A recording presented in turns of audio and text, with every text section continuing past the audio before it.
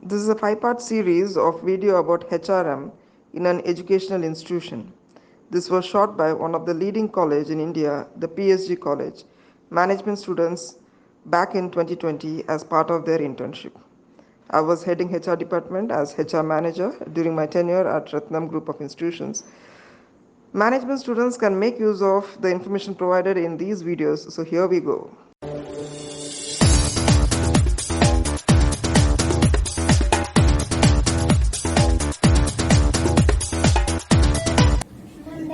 You manage people from different groups. Your employees belong to different age groups. Age groups, yeah. So, do you find any difficulty in managing like older ones and younger people? Yeah.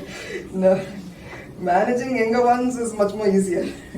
No, they are very easy. In the easy sense, they are adaptable and they are moldable also, and they are ready for any new changes. But with the same policy or same system, if you try to tell to the little grown-up guys, then they have various questions to ask, various things like they need justification. Why so and so thing is happening? So we need to satisfy their queries. If that is satisfied, then things move on smoothly. But they say that it is very tough to manage the younger ones because they are careless in their duties and they keep changing their jobs, changing organizations. What you're saying is right from the student's point of view. But when it comes to employment point of view, they are very, they keep themselves very free to be molded. As a student, that arrogance, that thing and all is there. And as they move on, like from final year students, that seniority based and all that, it remains to the college level. Once they come into employment, they are kindergarten again. They have to start once again from the scratch. So they let themselves loose to get molded. So it's easy for, from my point of view, it is easy for them, because they are getting paid for that. Only if you listen to the policy and if you fall into that policy, you get paid, or else you are asked to leave. So that fear is there. So people tend to adapt to the situation. Yeah. Keeping employees motivated is a tough job. Mm-hmm. So how will you do that? And in order to motivate them, you should be well motivated. So how do you practice? One of the major motivation factor is only money. Yeah. So you give them money, automatically people do perform. Yeah. And for giving that money, if you give it free of cost, you say that okay, every year there's going to be increment, there's going to be a performance review, and this is what is going to be a hike. As a government employee, things doesn't work. You have to give a target.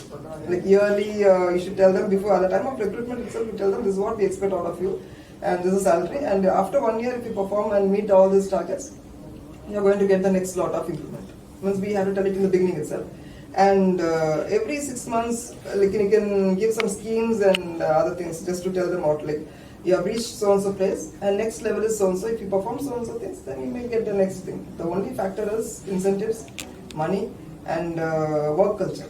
That also matters a lot. You know, some people, what happens is like within the department or within the area, there's always some negative vibes happening.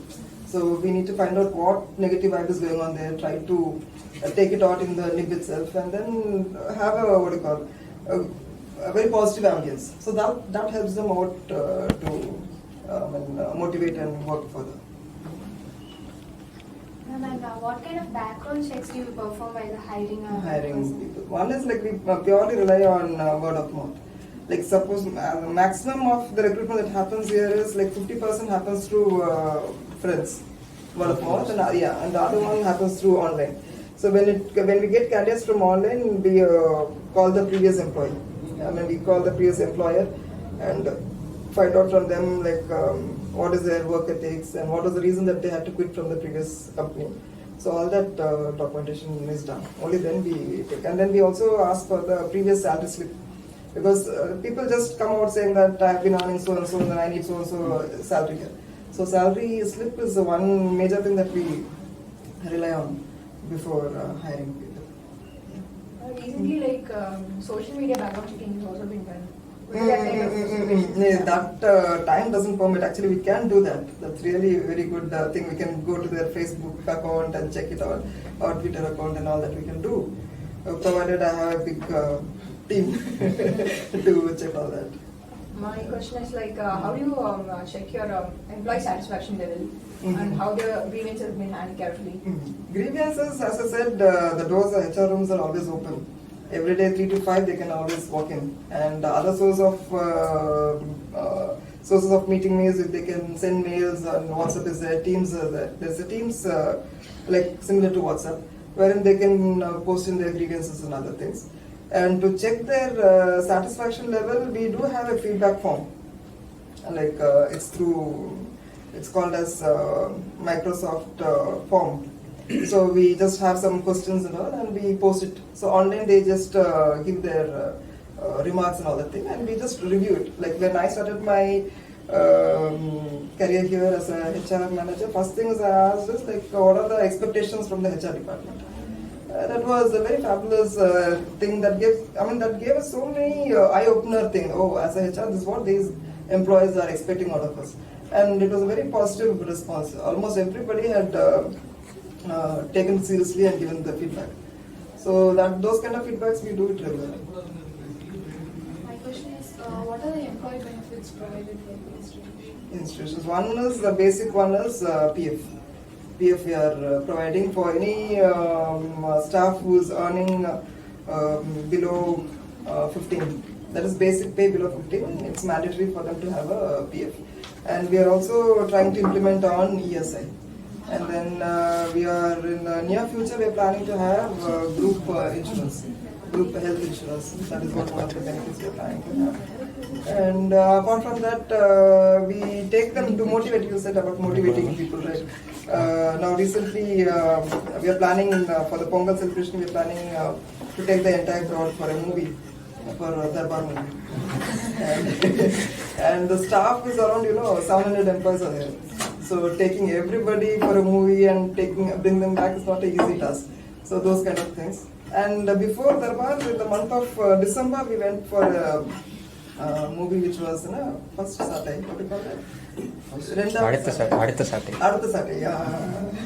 That movie we had taken because again it was related to education thing. So that was the one. I mean, people are looking forward. What's the next movie that we're going to be taken out? So that is it. And since it's an educational institution, your top management cares more about admissions, placements, etc. Absolutely. Do they give equal importance for HR issues?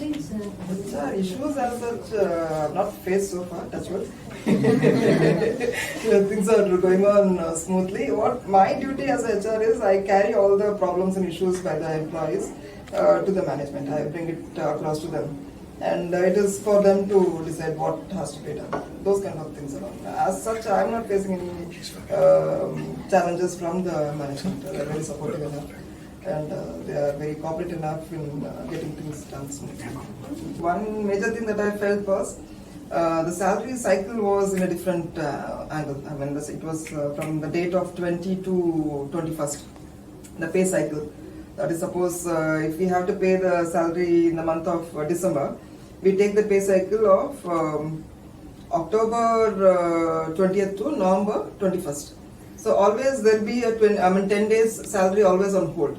Because that grace period they had used for calculating salary, because maximum salary process was done manually. So first thing which I said to the management was like, people have to get the salary on time and without holding back the salary. So that pay cycle now they've changed to 1 to 31, like the regular one. So that was very much implemented, and I'm really happy that they took it seriously and it went on well. My next question is, what is the biggest challenge as a HR in your opinion, and how do you deal with it? Challenges so far what I felt is like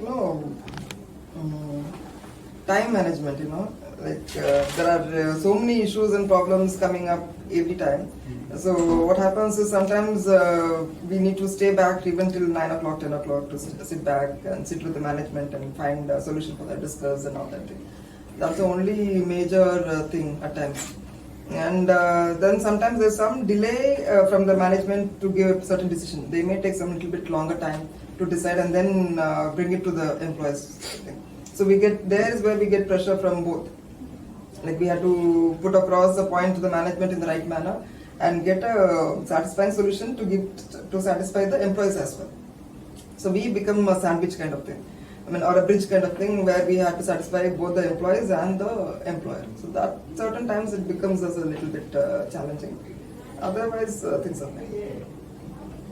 Could you list few areas that needs improvement in terms of the common HR practices? Common HR practice in the sense, one major thing is the policy should be employee friendly. Most of the policies, what happens is, since the employer is paying the salary to the employees, it is all the policy is all designed in such a way that it benefits the employer. So that should not be the main motive. I mean, though when you see from certain angles, it's a business. But then you have to portray it in such a way that the employees are satisfied with the policies.